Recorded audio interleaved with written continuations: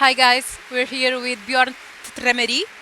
I know I stuttered, was I shouldn't stutter, but Bjorn says it's fine to call you just Bjorn, right? Indeed. Thank you. Okay, cool. So it's gonna be in English, okay? But you guys are all used to talk in English. Web Summit is all in English, so I think it won't be a problem. Bjorn is head of technology investments at the European European Correct. Investment Fund, and I think that's the first question. How does it work, the European Investment Fund? How does the money get from you guys to the companies? Yeah. Excellent question. The EIF is the European Union's investment arm to support entrepreneurship and innovation. So we're a fund of fund, so we don't invest directly in companies. Okay. The way it works is that we raise money from different mandators, from the European Investment Bank, from the European Commission, from the member states like Portugal, also from private investors. We have private investors in our cap table as well. And then with that money, we invest in venture capital funds. Okay.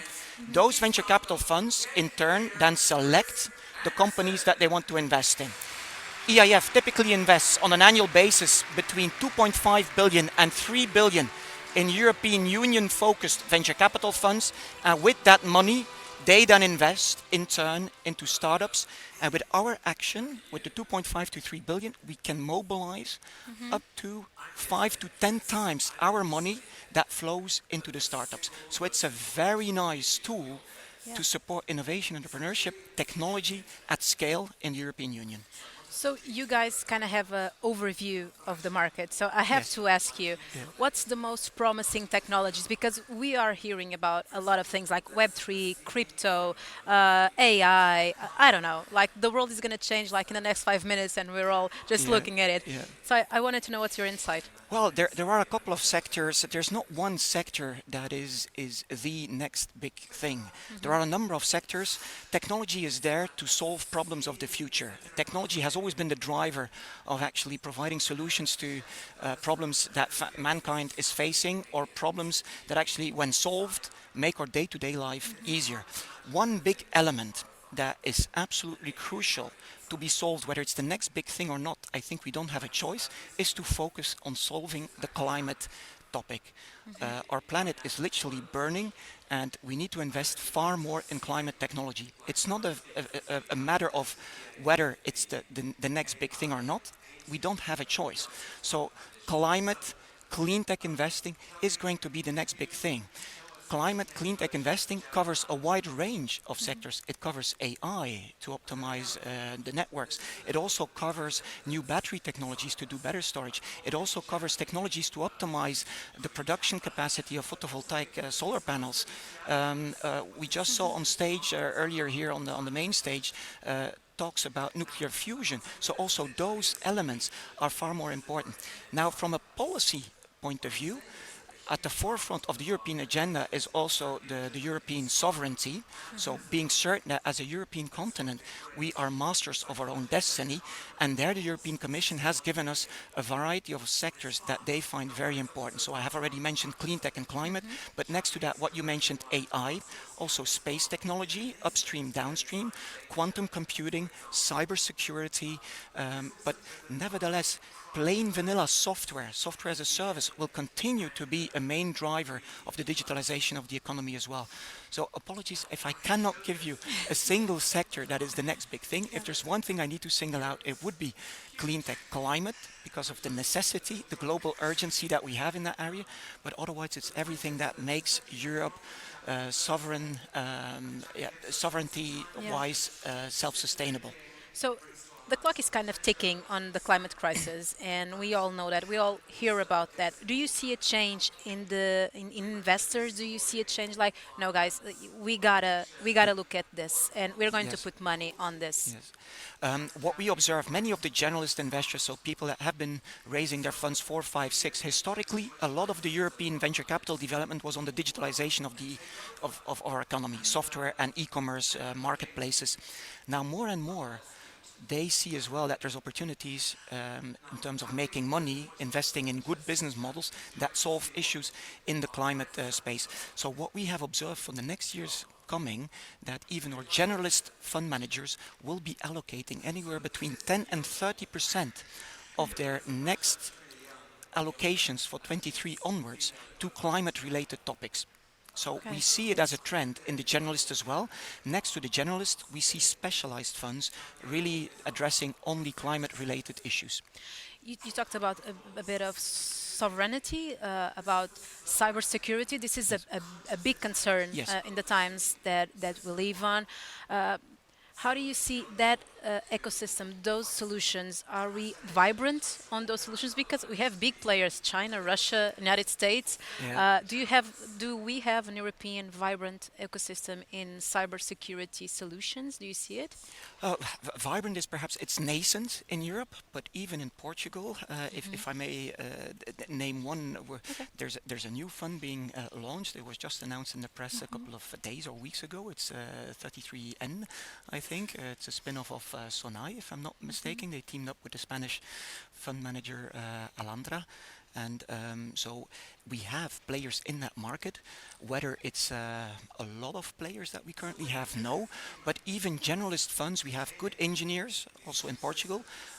We have in Central Eastern Europe also a couple of players. So if you look in the Czech Republic, we had AVG Technologies that then merged into Avast, into antivirus software.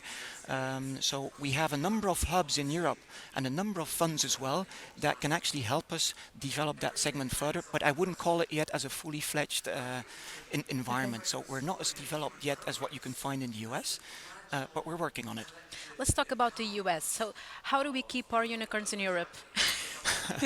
Uh, it, the first thing is already we have many unicorns. Yeah, So it's true. 15 years ago, it was a problem already to generate unicorns. So the market has come a long way to actually have European, globally relevant players. And now, of course, it's a matter of keeping them here. I think a key ingredient there is to make certain that the growth investors, the ones that really invest the large tickets, anywhere 50, 100, 150 million in 100 million euro plus rounds, that those are also coming from Europe.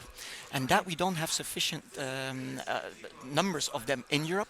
We have many Americans, many Asian investors that are willing to invest in those companies. So per se, that is a good thing. So we have foreign investors wanting to invest in our best performing companies. The risk, of course, is in a crisis environment like of today that that money will go back to their home market because prices are going down there as well. It's less valuation-wise advantage to invest in Europe because the Yeah. prices has gone down there as well, and they might invest more in the US or in Asia. So we need to make certain that also here Europe has billion euro funds that can invest in the last or second last round of a European player. If you have a European growth fund investing in a European company, the European growth fund is not going to push that company to flip to the US. Perhaps they will do it at the last instance before a NASDAQ listing or what have you, but they will stay in Europe. We don't have many of those, but we're setting up which is called the European Technology Tech Champions Initiative, now the European Fund for Digital Sovereignty. It's a fund where together with member states we're trying to raise a couple of billions to invest anywhere between 100 to 400 million in funds managed by fund managers that are raising 1 billion euro plus sized funds. With that, over the next couple of years, we hope that we will be able to keep the future unicorns, the current unicorns in Europe. How do you see the Portuguese ecosystem? I'm a fan of the Portuguese ecosystem, and not just because you're hosting here the Web Summit and I'm on this interview with you, but I'll give you a couple of reasons. I think Portugal has gone on an important trajectory of showing that breakthrough companies can come out of the Portuguese ecosystem. Portugal has always had fantastic engineers, excellent talent, an entrepreneurial mindset. It's coming from a small country, so you need to think international from day one. That has always been the case. I think what historically was missing a bit was the little spark, the lighthouse that showed to future generations of founders that Portugal can also be a good founding ground for entrepreneurs, that it's a good career to be a founder. Now you have a Farfetch, you have an OutSystem, you have a Feedzai, you have a Remote, you have Unbabel, plenty of good globally known companies. I think Portugal has done an excellent job attracting the Web Summit to Lisbon. It was an important investment, but look at what's going on here in Portugal for I think the fourth or fifth year in a row. An amazing ecosystem. I think in 2018, Lisbon was listed as one of the top 5 cities in Europe to be a founder. You have a fantastic quality of life. You have the sun almost the whole year round. And you have that coupled with the engineering talent, entrepreneurial spirit. An excellent mix, actually, to attract founders. There's the digital nomads as well, that are an important contributor to the ecosystem of technology worldwide. They have identified Portugal as well as a hub where they can work. So I think Portugal is on a good track.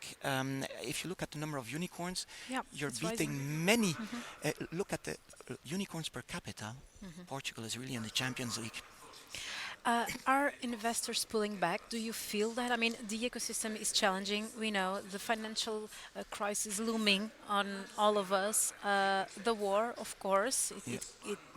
it's a lot of uncertainty about the Yep. next few months. Do you see investors pulling back, or you see them more focused on some sectors and some investments? A bit of everything. We see some investors also actually taking a waiting stance, not necessarily disconnecting completely, but first trying to understand, hey, what is happening here? What is going on? But indeed, fundraisings are taking longer. I think not only at the venture capital fund level, but also at the startup level. There is a bit of a separating chaff from the wheat until late last year. Everybody could raise money. If you were a Yeah. good company or a bad company, you were able to raise money.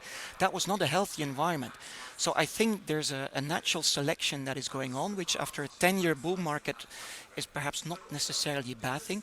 But investors are indeed, uh, if not pulling out, they're taking a Being more, cautious. they're being cautious, especially if you look more to the more Eastern European part, so closer to the war conflict zone. People are thinking that, especially if you're not non-European, there are some people that think that the whole European continent is at war, which is of course not the case. Yeah. But people are waiting. Now, we have learned from past crises as well. We have learned that fear is not a good advisor. So if you're afraid of investing, you're gonna miss out on opportunities. I just recently read this quote from an older American author that ships are safe in the harbor, but that's not what they were built for. So if you're sitting on a pot of money from your investors, yes, we want you to be disciplined, we want you to be selective, but if there's an opportunity that comes by, don't be afraid to do your job. If you have money, trust in your own skills and invest in the right opportunities that come along. Now, the next couple of years are going to be a better investment environment than the last 3 years. And I would also want to make perhaps an analogy with the 70s. The 70s, we had the oil crisis, we had a period of high inflation, we had a period of recession and even stagflation. So an environment that is not that dissimilar from the current environment. Yet if you look back at when one of the most successful venture capital firms was founded, global, it was Sequoia Capital, was founded at the early 70s. They've been exposed to the development of Silicon Valley in a time which, similar to current days, was perhaps also not the best possible environment if you look at it from the outside. Yet, if you're capable of building something strong in a different environment, you may actually become very, very successful. There's this other, if you allow me, Yeah, sure. another quote that says, "A diamond is nothing else but a piece of charcoal that did very well under pressure." So crisis times also bring opportunity. And I think those managers, those startups that are willing to believe in their concept and go out there and do well, they actually have the opportunity to become a diamond. Thank you, Bjorn, for your time, for sharing with us your insight. Um, we are all looking for diamonds that are a little piece of charcoal and become unicorns or something else. So I think the message here is don't be afraid to see opportunities in a time of crisis. Excellent. Thank you so much. Thank you guys for being with us. We'll be back on the next few minutes. See you. Thank you.